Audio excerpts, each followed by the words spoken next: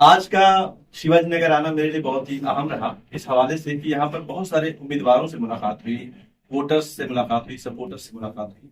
बहुत ही युवा नेता जो है यहाँ के हैं, एमआईएम से जो लड़ रहे हैं यहाँ पर।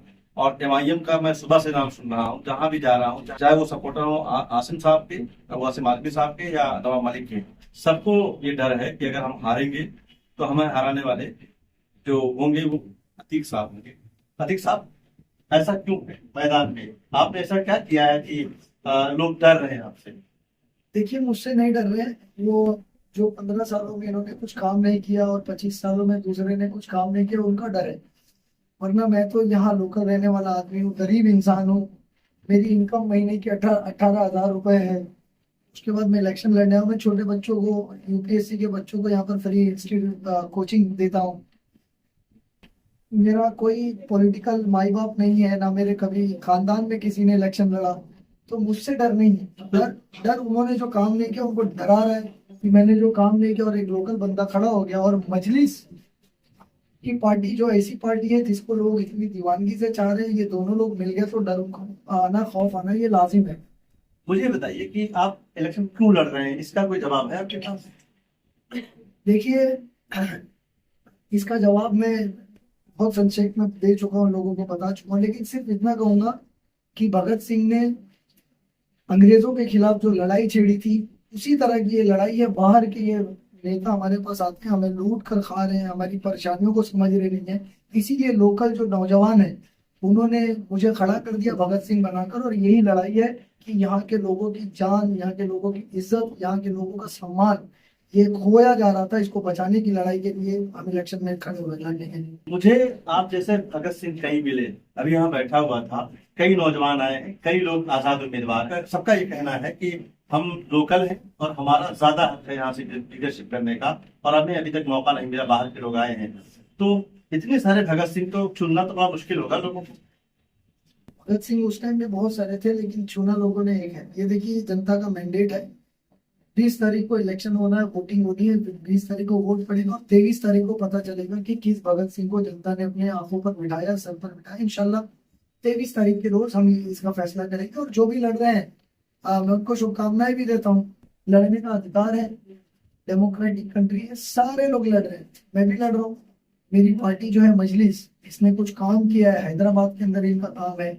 असदुद्दीन ओवैसी साहब की अगर बात करें, बैरिस्टर साहब की, तो वो सड़क से लेकर संसद तक वो हर दबे पिछले पिछड़े और मुसलमानों की जो है आवाज बनकर उभर कर आ रहे हैं। तो लोगों का मोहब्बत, लोगों की जो लोगों का प्यार जो है, वो इस वजह से मिल रहा है कि असद साहब हैं, अकबर साहब हैं, और फिर उसके बाद मैं यहाँ का लोकल कैंडिडेट हूँ और मजलिस उनकी अपनी जमात है। लेकिन असद साहब की पार्टी को और उनके उम्मीदवारों को हमेशा बी पार्टी बीजेपी कहा जाता है, ये आपको मालूम है, और आपको भी ये ताना सुनना पड़ता होगा। इसका क्या जवाब है, क्यों बी पार्टी बार बार लोग कहते हैं? देखिए, खिसियानी बिल्ली खम्बा नोचे है। ये हमारे कौम के लोग ही कहते हैं। और हमारी कौम के अंदर ही कुछ ऐसे लोग हैं जो इमाम हुसैन रज़ी अल्लाह तआला अन्हु की जात पर वो उंगली उठाते हैं और यजीद को वो अच्छा कहने लगते हैं। तो ऐसे लोग मिलेंगे। असदुद्दीन अवैसी साहब ने हमेशा मुसलमानों के हर मुद्दे के ऊपर सबसे पहले आवाज उठाई। और इनके जितने भी, ये जो बी पार्टी कहने वाले जुम्मन है, ये जुम्मनों के जितने भी नेता ये जिता कर भेजते हैं, चाहे वो मुस्लिम हो, मैं मुसलमानों की बात कर रहा हूँ, चाहे वो एमपी हो चाहे एमएलए हो। जब बात मुसलमानों के इशू का आता है, पलट कर पीछे देखते हैं कि असद साहब कुछ बोले, और असद साहब ही बोलते हैं। तब इन जुम्मनों को भी पता चलता है कि इनका इशू ये है। और ये बी पार्टी कहते हैं। ये सारे जितने भी हैं, ये कांग्रेस, समाजवादी, ये राष्ट्रवादी, ये शिवसेना, ये सारी मिलकर, और भाजपा, ये ए पार्टी है जो गरीब पिछड़े तबके के लोगों को, मुसलमानों को, दलितों को, माइनॉरिटीज को दबाकर सिर्फ उनका वोट खींचना चाहते हैं। और इनसे बचाने के लिए, आज लोगों का अधिकार दिलाने के लिए, लोगों का हक दिलाने के लिए, मुझ जैसे गरीब इंसान को उठाकर लीडर बनाने के लिए मजलिस एमआईएम पार्टी आई है। तो हाँ, मैं मानता हूँ ये सारी ए पार्टियां और मजलिस इनके सामने भी पार्टी है जो गरीबों, पिछड़े और मुसलमानों की आवाज उठाती है। बड़ी अहम बात आपने बहुत अच्छे अंदाज में इसको नरेट किया, बी पार्टी को आपने जस्टिफाई किया। मुझे ये बताइए कि आपके पास, हम आपके पास जा रहे हैं, दूसरे लोग भी जा रहे हैं, तो आप क्या बातें लेकर के जा रहे हैं? मैं उनकी बातें लेकर जा रहा हूँ। अब आपके पास मैं लेकर जा रहा हूँ कि हम नामूसे रिसालत बिल जो है वो प्रेजेंट करने जा रहे हैं, जो इतने सारे विधानसभा के अंदर और लोकसभा के अंदर इतने सारे हमारे लोग हैं, मुस्लिम हमारे इतने बड़े बड़े एमएलए हैं यहाँ पर, जो अपने आप को बहुत पैसे वाले भी मानते, पावरफुल भी मानते, लेकिन कभी नामूसे रिसालत की जब बात आती है तो उनकी जबान जो है विधानसभा के अंदर नहीं बोलते, वो बाहर आके भाषण देते हैं, जहाँ बोलना वहां खामोश रहे। तो विधानसभा के अंदर नामूसे रिसालत बिल ले जाने वाले हम लोग हैं, इंशाल्लाह बिल लेकर जाएंगे। इसके अलावा जो यहाँ के लोकल मुद्दे हैं उसको बखूबी जानता हूँ मैं, और उसके ऊपर ऑलरेडी काम कर रहे हैं, जैसे चाहे वो एसएमएस कंपनी हो, चाहे वो कब्रिस्तान हो, डंपिंग ग्राउंड हो, या बच्चियों के बुरखे का मसला हो, या कोई भी यहाँ के राशन के इश्यूज हो, या हर मसले पर एक्सीडेंट, रोड एक्सीडेंट के मसले हम खड़े रहते हैं। तो यहाँ के लोकल मसले से लेकर बड़े मसलों तक हम यहाँ पर खड़े हो जाते हैं। लोगों के बीच में वही देखा जा रहा है कि अगर जो नल का पानी आप पी रहे हैं उसी नल का पानी मैं पी रहा हूँ, अगर 14 फीट के ऊपर आपका मकान है तो मेरा भी मकान है, तो मैं अपना मकान बचाने के लिए तो लड़ाई लड़ूंगा, अगर मैंने मेरा बचाया तो सबका बच जाएगा। और ये लोग नहीं समझेंगे हमारी तकलीफें, जो बाहर रहकर कोलाबा में जाकर एसी की गाड़ियों में आते हैं, गोवंडी में एसी की गाड़ियों से हाथ दिखाकर निकल जाते हैं, जब इलेक्शन आता है तो बाहर निकलकर हाथ मिलाते हैं, वरना 5 साल सिर्फ इस तरह से हाथ दिखाकर एसी की गाड़ियों में। आप ये बात जो मुझसे बता रहे हैं अपने वोटर्स तक पहुंचा पाए? डेफिनेटली वोटर्स तक पहुंचा हुआ है, तभी आज आपने देखा जो रैली निकली, मैं बोलता हूँ नवाब मलिक साहब की रैली हो, अबू हाशिम आजमी साहब की रैली हो, बुलेट पाटिल की रैली हो, और वो जितने अन्य पार्टी की सारी की रैलियों को मिला दीजिए और एमआईएम की एक रैली सारी रैलियों पर भारी। मुझे तो पता चला है, जो रिपोर्ट मेरे पास है, कि एमआईएम की रैली में बीजेपी और जो दूसरी पार्टियां उन्होंने अपने लोग भेजे।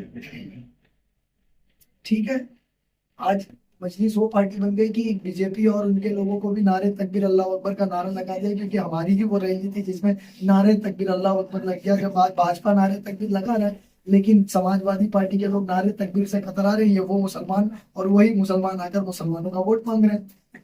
एक चीज और कि इलेक्शन जब भी होता है, साम दाम दंड भेद हिंदी के तीनों शब्द हैं, कि ये 3 चीजें जब चलती है तब जाकर कोई नतीजा आता है। आप इन तीनों में से कहाँ खड़े पाते हैं अपने आप को? तीनों चीजें मौजूद हैं? आपने ये सुना है साम दाम दंड भेद, ये सुना हुआ है? आर्टिकल 324 जो है इलेक्शन लड़ने के लिए कहता है, और डेमोक्रेटिक कंट्री के अंदर डेमोक्रेसी उसी को कही जाती है कि ग्राउंड लेवल से गरीब इंसान जो है वो पार्टिसिपेट कर सके। ये साम दाम दंड भेद, ये अबू हाशिम आजमी और यूसुफ अबरानी हमारे एमएलए हुआ करते थे, और नवाब मलिक जैसे पैसे वालों ने बनाया ताकि गरीब इंसान ना लड़ पाए।